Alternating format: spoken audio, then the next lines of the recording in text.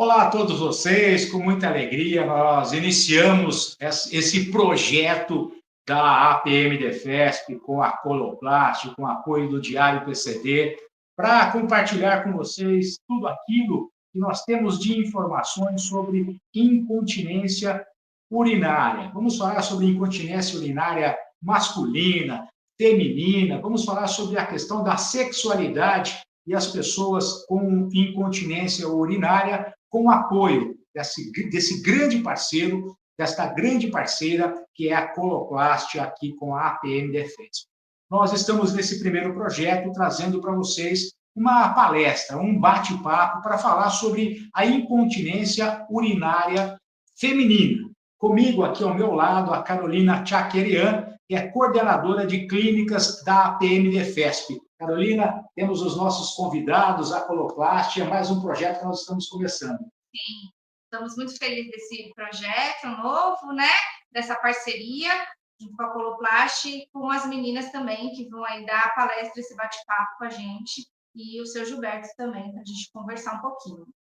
Legal, é isso mesmo. Nós teremos a Sandra Guimen, que é assistente social e é sexóloga, vai falar sobre incontinência feminina, incontinência urinária feminina, e também a Renata Silvano, que é fisioterapeuta pélvica e também vai tratar sobre incontinência urinária feminina. Temos muitos assuntos para tratar nessa primeira etapa desse projeto, que vai ter continuidade pelos próximos 6 meses. Né? Começamos em fevereiro e vamos ter nos próximos meses etapas desse projeto com a Coloplast. Mas para a gente falar sobre a importância desse trabalho, sobre a importância desse projeto, sobre a importância da Coloplast para a sociedade brasileira, quero convidar o seu Gilberto Coeller. É isso mesmo, Gilberto? Eu tenho um prazer, aqui um agradecimento pelo convite. A única coisa errada é o seu na frente, é Gilberto mesmo, como todo mundo me chama de Giba, eu vou ficar até mais confortável. Geralmente, quando me chamam de Gilberto, é para brigar comigo. Mas é um prazer estar aqui com vocês, poder contribuir para que a gente consiga cada vez mais colocar esse tema em voga, né, que acaba sendo muitas das vezes um tabu. E quando a gente olha para a pessoa com deficiência, principalmente os paraplégicos e tetraplégicos, de uma maneira geral, a gente enxerga apenas a cadeira de roda, né, a mobilidade. E a gente acaba não enxergando que esse paciente, que essa pessoa, ela tem outras necessidades íntimas de saúde. Né? Então, acho que esse é o grande ponto que a gente tem que estar aqui conversando, discutindo, levando para a sociedade como um todo, para ter esse olhar além das rampas de acesso, da acessibilidade da cadeira de rodas, porque a gente está falando não só de acessibilidade, mas também de inclusão para essa pessoa no mercado de trabalho, na vida social e por aí vai. O Gilberto, bom, então é assim que eu trato o Giba, né? Eu tenho a felicidade de que o Gilberto é um grande amigo, a gente está em tantas outras batalhas juntos, mas, Giba, eu queria que você pudesse falar para as pessoas que estão nos acompanhando sobre o compromisso social da Coloplast. A Coloplast não é aquela empresa que apenas coloca um produto no mercado, mas ela tem um compromisso social que muitas vezes as pessoas não entendem qual é o envolvimento da Coloplast em ajudar as pessoas a ter qualidade de vida. Bom, Abrão, como toda empresa multinacional, a gente, e não é nenhum problema falar isso, a gente tem ali que dar o nosso resultado, senão fecha, né? Como qualquer outra empresa que tem funcionários, que tem uma série de coisas para estar ali. Mas, enfim, a gente tem um compromisso social, sim, de apoiar associações de pacientes, e a gente está indo para o 2º ano consecutivo de associações, de editais de associações de pacientes. Por que a gente tomou essa decisão? Para que, primeiro, fique uma coisa democrática e todas as associações, tanto de incontinência urinária, quanto associações de paradesporto, quanto associações de ostomizados, elas possam colocar os seus editais ali, e aí passa por uma banca julgadora, onde a gente não tem noção de quem são essas associações, mas a gente julga o conteúdo do trabalho que essa associação está fazendo. Então, a Coloplast, ela tem por espírito mesmo e por compromisso com a sociedade beneficiar os melhores trabalhos, aí, as melhores propostas de editais. E essas propostas, na sua maioria, não quer dizer que vai fazer a Coloplast vender mais catéter, vender mais bolsa ou vai vender mais os seus produtos. Não. Ela quer que realmente as associações de pacientes elas contribuam dentro desse universo que compreende o primeiro setor, que é o governo, o segundo setor, que são as empresas, e o terceiro setor. Então, essa conjugação dos três setores da economia, né, para justamente acontecer com que a gente tenha melhores políticas públicas de saúde, melhores políticas públicas sociais, que, de fato, coloque a pessoa com deficiência, por exemplo, no mercado de trabalho, que, de fato, possa trazer essa pessoa para o convívio social, porque muitas dessas pessoas acabam estando à margem da sociedade. E eu digo, por que eu digo à margem? Você imagina uma pessoa que não tem os equipamentos adequados, como é que essa pessoa vai fazer um xixi? Como é que essa pessoa vai ir ao banheiro, se você não tem banheiros adequados, por exemplo? Como é que ela vai esvaziar a bexiga? Então, isso é muito ruim. E aí é onde eu volto no meu primeiro momento de fala. A acessibilidade ela é super importante, mas a gente poder olhar também para o que está oculto também significa inclusão. Então, do ponto de vista de compromisso social, nós trabalhamos agora a partir de editais para poder apoiar as associações de pacientes, e não obstante, agora em abril a gente vai fazer o primeiro, o que a gente chama Academy de Associações. E o que esse Academy vai fazer?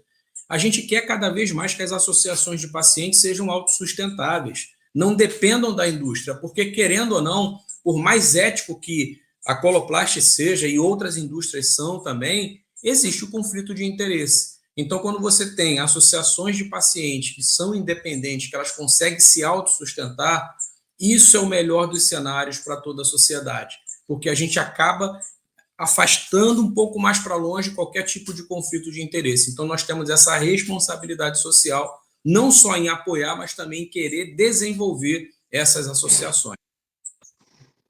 Parabenizar imensamente a Coloplast por todas as ações que ela toma. E eu tive a oportunidade de estar em Brasília recentemente, numa audiência pública, na Comissão dos Direitos das Pessoas com Deficiência, onde o Gilberto, que aqui está, esteve nessa audiência pública para defender a colocação em políticas públicas em que as autoridades tenham a consciência da necessidade daquilo que é a qualidade de vida. E o Giba foi muito feliz naquele pronunciamento dele, em que as autoridades eu sei que por instantes, mesmo que elas não tomem atitudes imediatas, mas por instantes, o Giba levou uma informação a eles que foi de extrema importância.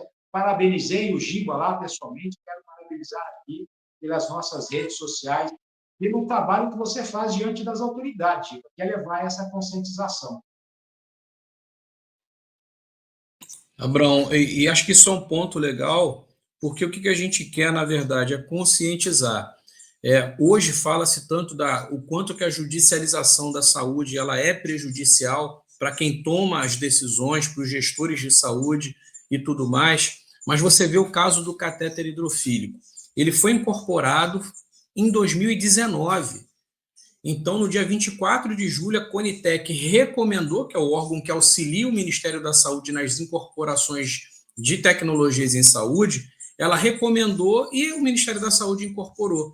De lá para cá, já se completaram 5 anos que essa incorporação foi colocada, foi assinada, tem portaria de incorporação, mas a chegada de fato da tecnologia para quem precisa nunca aconteceu.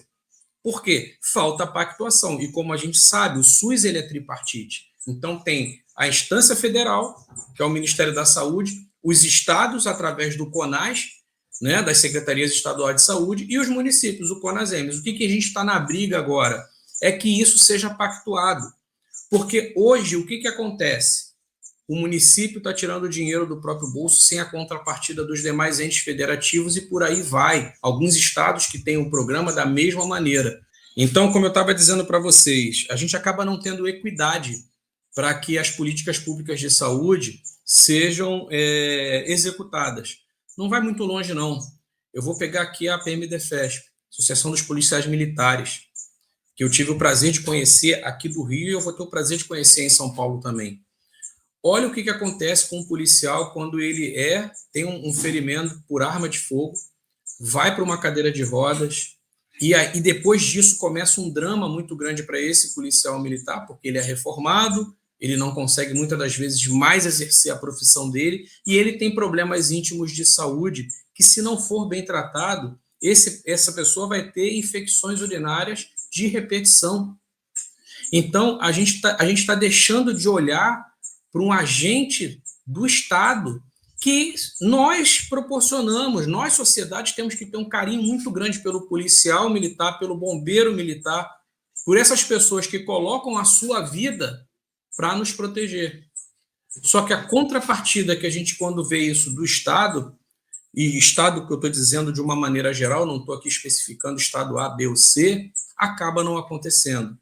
Então, eu dei o exemplo do policial militar e tantas outras profissões de tantas outras pessoas que hoje estão nessa situação. Porque a grande verdade é o seguinte, quem tem um pouco mais de recurso está indo lá comprar uma coisa que deveria estar à disposição dessas pessoas que hoje têm a questão da bexiga neurogênica, que tanto a Sandra quanto a Renata vão explicar melhor sobre isso, né? Essa questão do assoalho pélvico, o quanto que isso é problemático.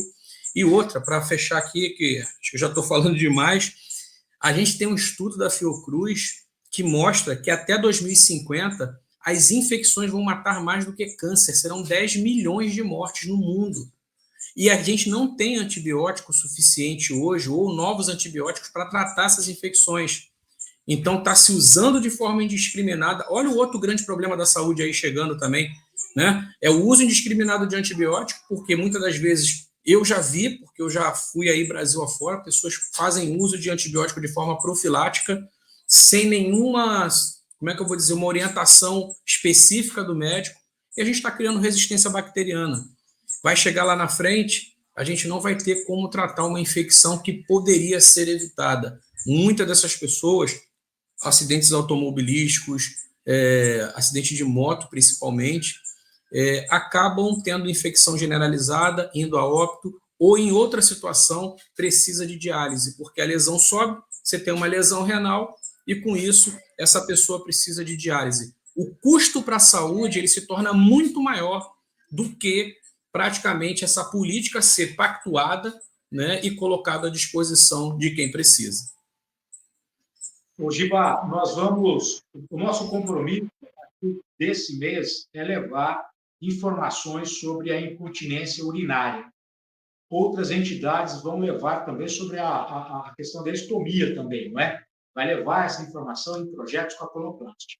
E nós criamos aqui um canal para que as pessoas possam trazer as suas dúvidas, para que a gente possa esclarecer não só com os nossos profissionais, mas também com a Coloplast. Nós liberamos um número de WhatsApp para essas perguntas, né, doutora Carolina? Isso, a gente fez um WhatsApp para tirar dúvidas de vocês, né? Na descrição tem o número do contato. Vou repetir, DDD 11 96304 9344. E você também pode tirar todas as suas dúvidas no próprio site da Coloplast, porque lá tem muitas informações, tem inclusive programas da Coloplast para tirar dúvidas também. Você pode tirar direto no site da Coloplast, que está aqui também na descrição. Mas vamos lá, para falar sobre incontinência urinária, e especificamente neste nosso primeiro bate-papo, a incontinência urinária feminina. Eu quero convidar, então, a Sandra Guinem, que é assistente social e sexóloga, e a doutora Renata Silvano, fisioterapeuta pélvica, para que possa trazer para a gente todas essas informações sobre o esforço, sobre urgência, sobre incontinência urinária mista, neurogênicas, enfim. Sandra e doutora Renata, é com vocês, por favor, tragam essas informações para quem está acompanhando as nossas redes sociais sobre esse projeto em parceria com a Coloplast. É com vocês. Boa tarde, Giba. Boa tarde, Abrão, Carolina. É um prazer estar aqui com vocês. a gente falar um pouquinho sobre a incontinência urinária, né? Um pouquinho porque não dá tempo muito se falar sobre incontinência, né? Aí o Giba estava falando a respeito da bexiga neurogênica, né? Mas a gente tem, falando a respeito de inclusão, e quando a gente fala a respeito de inclusão, a gente fala a respeito das pessoas que têm incontinência urinária, que não necessariamente sejam cadeirantes ou tenham alguma paralisia, mas que sim também se sentem com exclusão por muitos motivos. Isso eu vou conversar com a Renata, né, Renata? Vamos falar sobre isso. A gente precisa dizer assim, são 10 milhões de brasileiros com incontinência urinária, isso sob notificação, né? Porque daqui a pouquinho eu vou falar o porquê, que não são necessariamente 10 milhões de brasileiros. E 60% desses brasileiros que têm incontinência urinária, elas estão na faixa da melhor-idade. Na verdade, isso começa no climatério e as pessoas nem sabem. E a gente vai falar sobre isso também, o porquê, né, dessa situação. Então, acho que é muito importante falar a respeito da incontinência urinária. Eu sou sexóloga, então, assim, quando o paciente entra na minha sala, ele fala assim, Sandra, eu tô assim com meu marido, sabe? Porque eu tenho uma perda de urina quando a gente está lá na intimidade e tal. Eu fico meio assim, encabulada, porque eu uso um absorvente para segurar uma urina. Me dói quando a gente tem algum tipo de, né, de relação. Então, nessa hora começa a conversa assim, mas você acha que isso é normal? Mas você não procurou um profissional? E a pessoa fala normalmente, a gente está falando da feminina, né? E é normalmente quem procura. E elas dizem assim, mas a minha amiga também tem, a minha mãe tem, a minha tia tem, a minha sobrinha tem. Então, assim, normaliza essa perda de urina, né? E a gente acaba vendo uma situação de pessoas que elas não estão nesses números, porque elas nem sabem que elas têm uma incontinência urinária, né? Então, assim, como não dá para falar muita coisa sobre, tem muito tema, eu vou pedir para a Renata definir para a gente o que é a incontinência urinária, que ela é fisioterapeuta pélvica, melhor como ela para falar, não tem, né, nesse momento. Então, por favor, Renata. Boa tarde, pessoal. Boa tarde, Giba. Tudo bem? Bem, eu sempre começo assim. Antes da gente falar das disfunções, né, de incontinência urinária, a gente primeiro precisa lembrar do que é normal, né? Onde tudo isso começa, que no caso é o nosso assoalho pélvico, né? Então, você tem aquela estrutura óssea do quadril, né, a pelve, que vai formar o quadril, e dentro dessa pelve você vai ter um conjunto de músculos, fáscias e ligamentos. Então, você tem estruturas anatômicas que precisam se comunicar entre si. É um trabalho altamente coordenado, é um trabalho em conjunto. Então, quando eu tenho tudo isso funcionando de forma adequada, eu sou continente, né? Eu não tenho nenhum tipo de disfunção pélvica, que aqui no caso a gente está falando da incontinência urinária, né? Que no caso ela pode ser a de esforço, então tosse, uma risada, gargalhada, gripe, quando você pega um peso, você tem escape de urina. Você pode ter a de esforço, né, no caso, acabei de falar de esforço, e você pode ter a mista, que você tem a junção da urgência e a de esforço, né? A de urgência, no caso, eu sempre falo assim, ela, querendo ou não, é a que mais tem um impacto na vida social dessa mulher, né? Porque é uma condição que ela não consegue controlar, né? Você tem um sistema nervoso central atuando, então o músculo, ele ativa, ele faz a contração independente da vontade dessa mulher. Então ela acaba perdendo urina. Pode ser no mercado, pode ser em casa, pode ser na casa de um familiar. Então, é a que mais acaba tendo um impacto muito grande nessa vida social, né? Que é essa parte da exclusão, né? Isso. Que a mulher, ela não quer ir nos lugares, ela deixa de ir nos lugares que ela gosta de ir, né? Porque ela se sente com vergonha, com medo de sentir algum odor, né? Com aquela coisa do, será que eu vou ter um banheiro no local? Será que eu não vou ter? Será que essa acessibilidade vai ser fácil? Então, acaba se isolando. Por isso, a gente estava, né, comentando a respeito do... Não necessariamente precisa ser uma pessoa que tenha paralisia para ela estar excluída, né, nessa relação de incontinência, seja por qual motivo for. Eu acho que todas as incontinências têm importância, porque todas elas têm esse afastamento da sociedade, né? Aí a gente também tem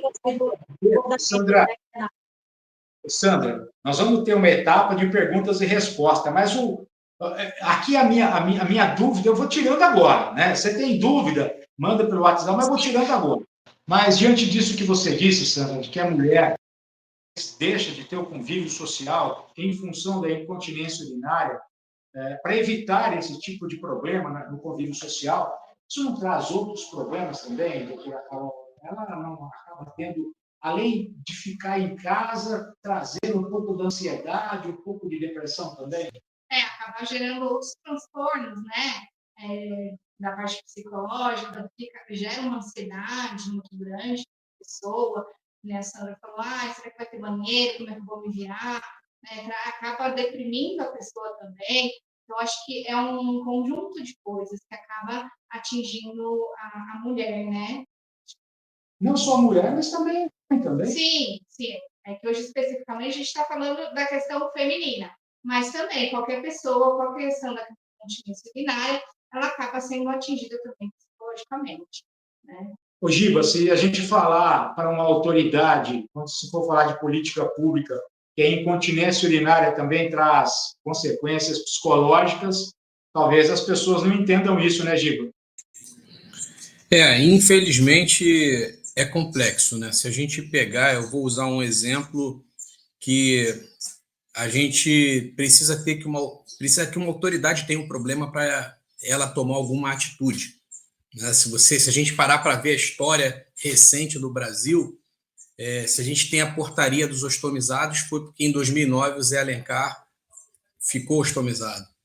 Se a gente tem um rituximab para linfoma, foi porque a presidente Dilma tratou um linfoma, então como é que ela trata com rituximab e no SUS não tem? Só que a gente não pode ficar contando com essa sorte.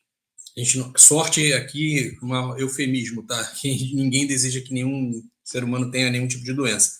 Mas isso é um problema. As autoridades, você tem uma lei brasileira de inclusão belíssima. Só que até que ponto essa lei está sendo eficaz? Será que é mais uma lei que está só no papel que não pega? Porque você imagina, né? A gente tem um problema não só da inclusão, mas como aqui hoje o tema fala-se da incontinência das mulheres, cadê essa igualdade, essa paridade de gêneros também? Porque se para o homem já é difícil, você imagina para a mulher. Então, vai muito mais além do que a gente pensar que é só uma cadeira de rodas, é só um catéter, por exemplo, é só uma fralda que a pessoa vai utilizar. Vai muito mais além. As autoridades elas têm que estar com isso muito fresco na cabeça. Foi o que eu disse lá naquela audiência pública. Trata-se de várias coisas e do que já poderia ser feito. Por que não está se fazendo? Então, acho que esse é o grande, na minha opinião, humilde opinião, esse é o grande desafio que a gente tem como sociedade, né? Escolher que tipo de sociedade que a gente quer para daqui a alguns anos. Porque o que a gente fizer hoje vai interferir ali na frente. E esse ali na frente não está tão longe, não. O Brasil, o pacto intergeracional do Brasil, o que a Europa levou 50 anos para envelhecer, o Brasil está levando 20. A nossa pirâmide etária está muito mais rápido de qualquer outro país que foi da Europa. Então, o nosso pacto intergeracional, amigo, está indo em progressão geométrica. Então, o que vai acontecer de nós aqui? Que daqui a pouco nós seremos os usuários do sistema de saúde brasileiro, seja ele público, seja ele privado. Então, é tudo como eu falo, a gente tem que fazer esse tipo de reflexão e as autoridades precisam fazer essa reflexão também. Pessoal, assim como eu tive essa dúvida, eu trouxe aqui para aqui durante a nossa transmissão. Se você também tiver uma dúvida, você também pode mandar para que a gente possa encontrar uma resposta para te ajudar. Nós temos um WhatsApp disponível para você, é 11 963 04 9344. DDD é 11 963 04 9344. O tema de hoje é incontinência urinária feminina nesse projeto que a APMDefesp e a Coloplast traz vocês com o apoio do Diário PCD, trazendo profissionais para falar sobre tudo isso. Sandra, Renata, me desculpe por interromper, mas você vê que surge aí o que vocês estão trazendo, outras reflexões também. Desculpe, volto para vocês aí. É cheio de dúvidas, né, Abrão? Eu posso falar como uma pessoa que teve incontinência urinária. Não ia tocar nesse assunto, né? A gente está falando a respeito da incontinência urinária no geral, mas para dizer essa parte psicológica, eu sei bem o que eu passei. Eu não tinha uma vida social. Se alguém me tomasse para convidasse para tomar uma cerveja, olha, vamos ali tomar uma cervejinha, eu já dizia que não. Eu jogava tênis na época. Se eu fizesse um jogo de tênis, eu tinha muita preocupação, porque cada vez que eu me movimentava e fazia um esforço, eu tinha escape de urina, e muito escape de urina. Muitas vezes passei vergonha, muitas vezes fingi que não tinha acontecido nada, mas ia cada vez mais me isolando, sabe? E assim, o meu caso não teve uma orientação. Sempre que eu procurava um profissional, uma ginecologista, que fosse um profissional urologista, não tinha essa explicação, não tinha assim, olha, vai até um fisiopélvico e a gente vai chegar nisso. Vai fazer um tratamento, você pode ter, sim, uma qualidade de vida, uma melhora. Era só fazer exames e tinha o prognóstico de uma cirurgia, dependendo do quanto era aquele volume de escape de urina. Até que eu já não conseguia mais segurar nada, não podia ter uma gripe, um nada, que aquilo passava sempre dos limites, eu não podia nem sair de casa, não podia nem trabalhar. Quando eu cheguei para fazer a cirurgia, fiz a cirurgia, fiz o slim, né? Depois a gente vai falar também sobre ele. Eu saí de lá, eu não conseguia falar com a urologista, sempre que ela me perguntava se eu estava bem. Eu só chorava, eu falava, doutora, a senhora não sabe o que a senhora fez na minha vida. Eu tenho qualidade de vida, eu posso tossir. Eu tinha um espirro no meio da rua, se eu estivesse atravessando uma rua, eu podia ser atropelada, eu tinha que parar e cruzar as pernas para não ter escape de urina. Você entende? Então, quando a gente fala, quando eu falei para o Giba assim, olha, independente de ser uma pessoa que ela está com deficiência ou não, é uma disfunção, essa disfunção é uma deficiência. E não deixa de ser diferente. Para mim, aquilo foi assim, 15 anos de uma vida muito triste, sem saber como eu ia fazer, se alguém estava sentindo algum odor, de verdade. É uma qualidade de vida péssima. Depressão, sim.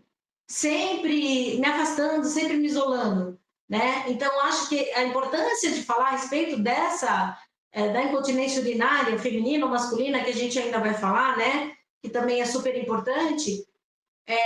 Eu acho legal falar porque, assim, ela começa no climatério, na verdade. Aí a gente está falando sobre envelhecimento, tá? Eu vou pegar uma parte dessa, já que eu estou falando a respeito do que passou comigo, para falar do envelhecimento, porque 60% desses 10 milhões de pessoas, elas estão na melhor idade. Então, assim, e elas terão essa incontinência e precisarão de outros recursos, né? A gente começa a ter alguns problemas, a gente vai falar sobre isso também, o porquê que dá incontinência urinária, mas a gente falando a respeito do assoalho pélvico, né, Renata? Pior ainda quando a mulher tira o útero, porque essa bexiga ela fica solta. E aí nessa coisa dela ficar mais maleável, mais podendo, falo o termo certo para mim, Renata, você como fisioterapeuta, ela tem uma flexibilidade maior, hipermobilidade. E aí provoca mais ainda incontinência urinária, né? Então, assim, agora, voltando ao assunto que a gente precisa entender, quais são as doenças também que estão relacionadas, né, com a incontinência urinária. E aí vamos voltar aqui com a Renata. Renata, aí a gente tem as doenças, né, eu relacionei algumas aqui, para a gente poder falar delas, sobre as doenças neurológicas, né? Isso. Quais aí, são nesse elas? caso, a gente vai entrar na questão da bexiga neurogênica, né? Então, você pode ter a hipoativa e a hiperativa, né? Então, quando a gente fala bexiga neurogênica, eu já estou remetendo ao quê? A doenças que afetam o sistema nervoso central ou periférico. Então, como exemplo de doença que afeta o sistema nervoso central, a gente pode citar o AVC hemorrágico, né? Que infelizmente algumas pessoas acabam tendo, bastante pessoas, aliás, né? E nos nervos periféricos, a diabetes é uma doença que também acaba lesando bastante essa questão neuronal, né? Então, no caso, se eu for falar de uma bexiga hiperativa, hipoativa, desculpa, uma bexiga hipoativa, ou seja, eu não tenho a contração desse músculo no momento que ele tem que contrair. Então, essa pessoa, a mulher, né, no caso, ela acaba tendo uma retenção de conteúdo vesical. Ou seja, a gente vai entrar naquilo que o Giba falou, que são as infecções urinárias de repetição, porque ela acaba armazenando, ela não consegue eliminar esse conteúdo vesical de forma completa, então esse armazenamento vai gerar infecções de urina por repetição, né? Então aí você tem bactérias no trato urinário, colônias, né, de bactérias que acabam se alojando, e é como o Giba falou, às vezes nem antibiótico acaba resolvendo. Ainda continuando, né, a nossa lista aqui, tem os distúrbios hormonais, né? Que aí entra na parte que eu acho que seria mais, o que acontece mais com a melhoridade, né? Que a gente começa a perder o estrogênio, começa a perder os hormônios, né? Ou seja, isso, exatamente. Então, na menopausa, você tem uma deficiência muito grande de estrogênio, uma queda muito acentuada. E essa diminuição hormonal, ela leva um afinamento, vamos dizer assim, da parede uretral.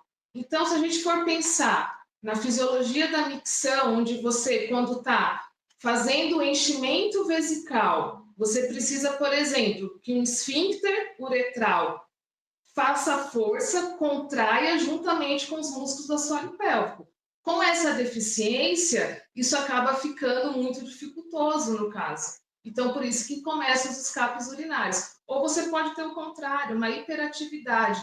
É um músculo que ele não relaxa. No momento que ele tem que relaxar, ele não relaxa. Ele fica o tempo todo ativo. Isso pode levar a uma lesão até de rins, uretra e tantas outras questões.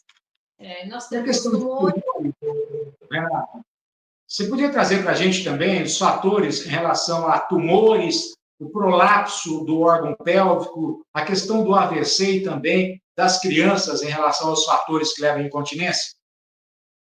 Os fatores, eles começam desde a gestação, por exemplo, né? Então você vai ter uma sobrecarga nesse assoalho pélvico, número de partos naturais altos, então 3, 4, 10 partos naturais, a idade, né? Atividade física extenuante também acaba hoje, já entra nessa questão também, onde você tem o quê? Uma sobrecarga desse assoalho pélvico. Então, a gente primeiro precisa pensar, uma dessas funções do assoalho pélvico é o quê? É manter a continência fecal e urinária e a sustentação dos órgãos pélvicos, que são bexiga, reto e útero.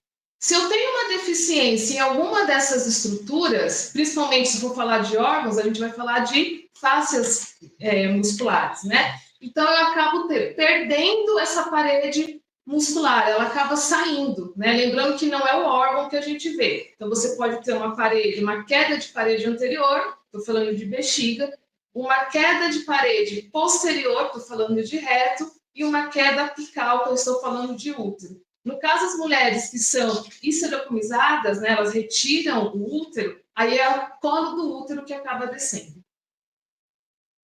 O Giba, a Renata e a Sandra falaram sobre os fatores que levam à incontinência urinária. Você tem algum comentário a fazer? Podemos seguir para o próximo tema? Não estou contemplado, só ajudando aí nas doenças que também provocam a esclerose múltipla também, né? Ela acaba tendo um papel aí dentro da incontinência urinária bem significativo, bem importante. Giba, também a diabetes, né? A diabetes também é uma doença grave, né? São vários fatores que podem acontecer para essa escape de urina, né? Para essa incontinência. Inclusive os hábitos, né, Renata? Os hábitos alimentares também, a bebida alcoólica, né? A bebida alcoólica, ela inibe lá um hormônio, né? Que ele acaba fazendo com que a bexiga ela não segure também a urina, também frutas, né? Frutas muito cítricas, né? Então acabam sendo irritativas para a parede uretral, né? Então isso estimula No caso da incontinência de urgência, por exemplo. As frutas que estimulam muita tem muita água, né? A melancia, por exemplo, o melão, são frutas que eles fazem com que aumente o volume de urina, né? Então, aí depois o médico ele vai dizer para o paciente, olha, até tal hora o senhor pode comer, o senhor não pode fazer uso disso, por exemplo, noturno, porque pode provocar bexiga durante a madrugada. Existem vários fatores. E também as cafeínas e as colas, né? Sim. Que também fazem essa irritabilidade da bexiga, como a gente comentou agora há pouco. Então, assim, são vários hábitos, né? A Renata estava falando a respeito de atividade física. A atividade física, ela só vem para colaborar com a melhora, só que nada em excesso, né, Renata? Que eu me referia a uma atividade física extenuante, né? Sim. Onde a pessoa tem que fazer muita força intra-abdominal e essa força vai refletir no assoalho pélvico. Então, provavelmente é uma pessoa que vai ter escapes de urina, inevitavelmente. Quais são os principais transtornos que a gente pode comentar sobre as incontinências? Abalo social. Então, um exemplo, na incontinência urinária de esforço, a mulher ela já sabe que se ela fizer força, ela vai perder urina. Então, é aquela mulher que vai começar a beber menos água, ela vai parar de fazer alguma atividade que ela sabe que vai ter perda de urina. Então, é um abalo social, né? A de urgência, como eu falei, é um comando que não depende dela, vem do sistema nervoso central. Então, por exemplo, ela está no mercado, do nada o músculo vai contrair e esse líquido vesical ele vai ter que sair de alguma forma, ela estando no banheiro ou não. Então, geralmente são aquelas mulheres que usam absorventes, usam fraldas diariamente. Isso a gente traz um outro problema, né, Sandra? Questão de assaduras, né? Isso é muito comum. Mulheres que usam muita fralda, né? Lembrando que a urina é extremamente ácida. Então, isso leva a quadros muito graves de assadura.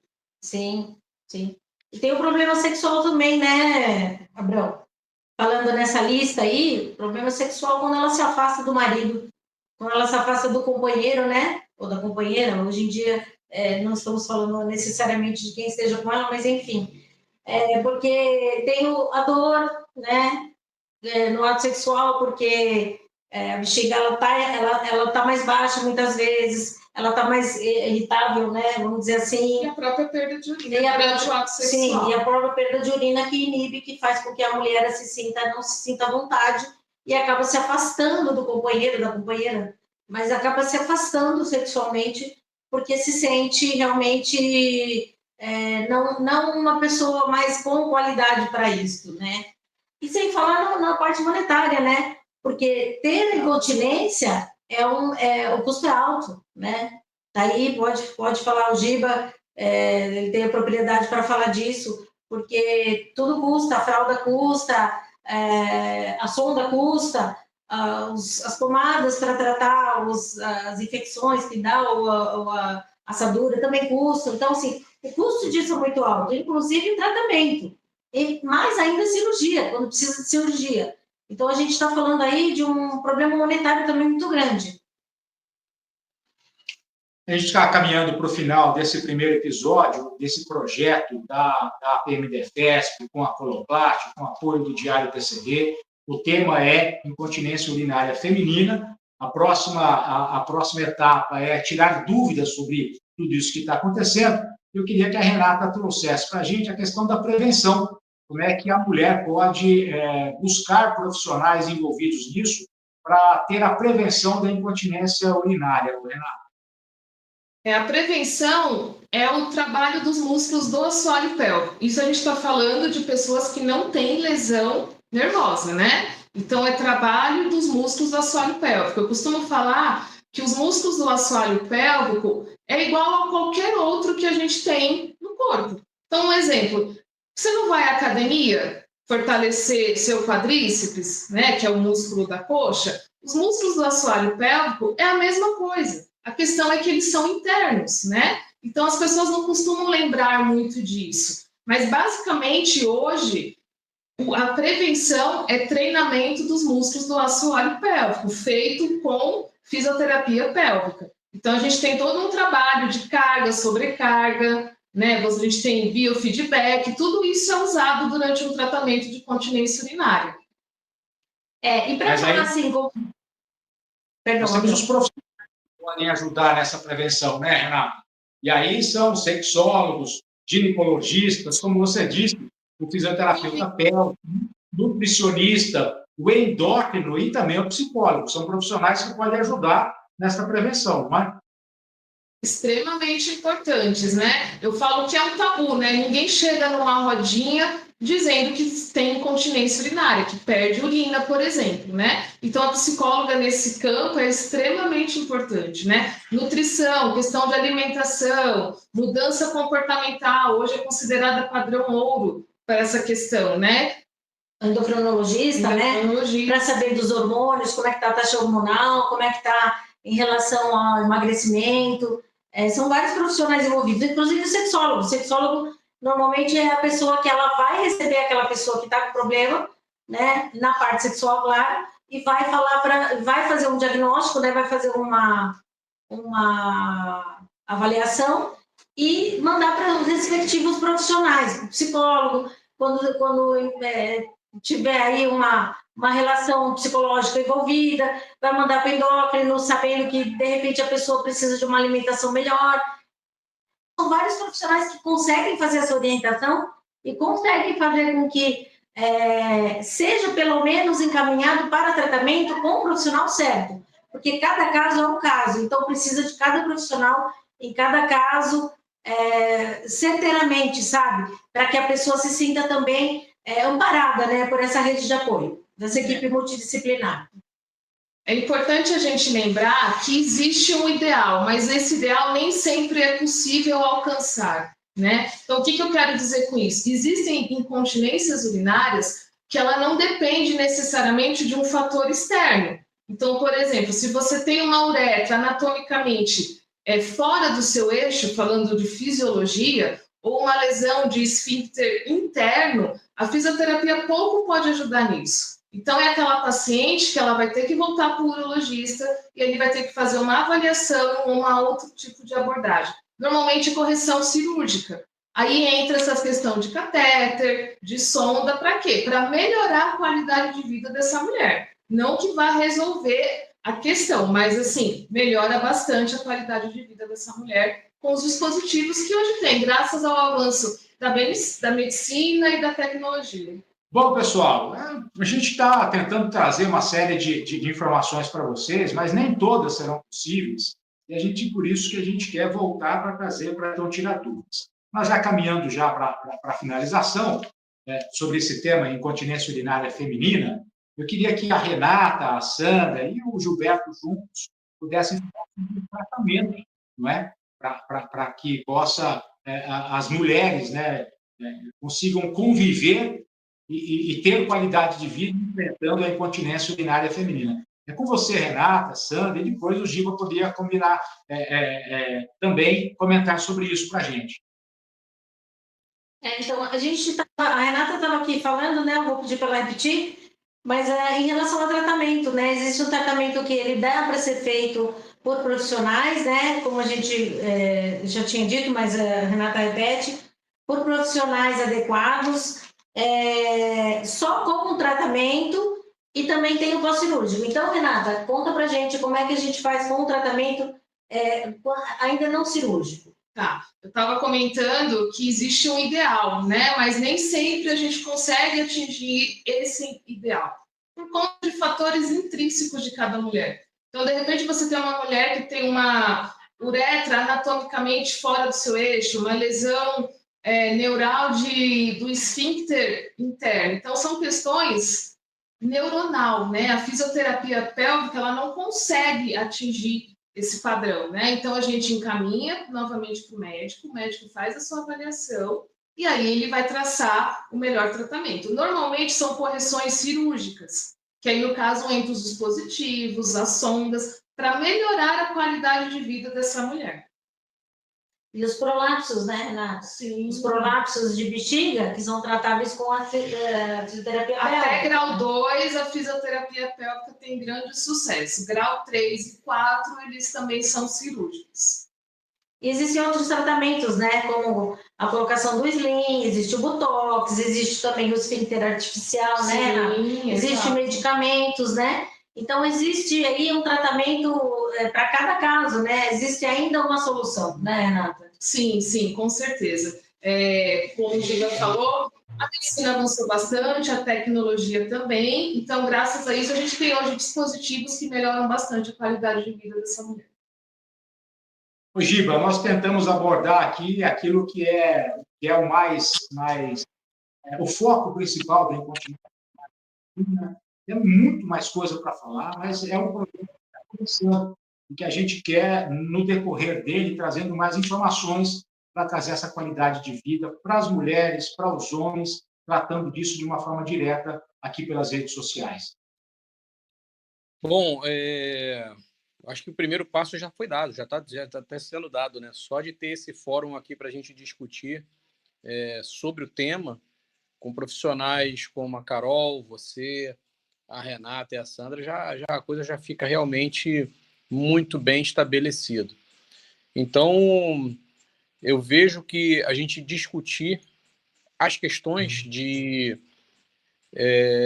você se prevenir, como tratar, a questão da sexualidade, que é muito importante, a questão da integração social ou do isolamento da mesma, já é um dos grandes passos que a gente tem que dar.